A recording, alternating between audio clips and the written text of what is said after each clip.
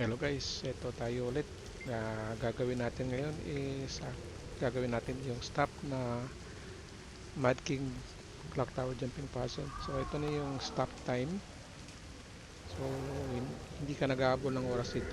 So ito yung chill na Clock Tower Jumping Puzzle. So mas madali to kaysa dun sa isa. Kasi wala kang hahabuling oras dito.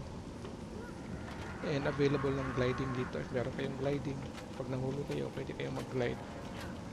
So I would suggest try this one first.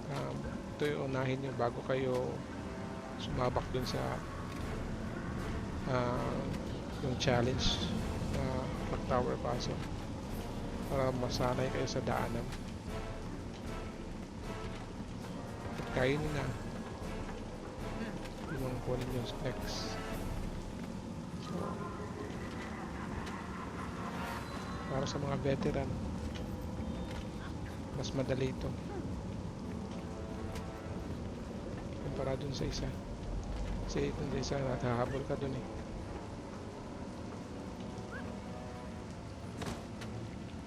Dito pa chill ka lang, mas madali ito compared dun sa isa.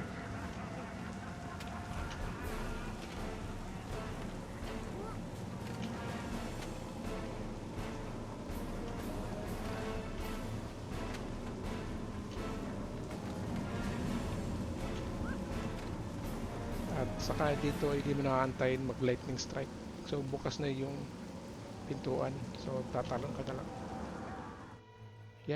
Yan yung stop clock tower jumping puzzle.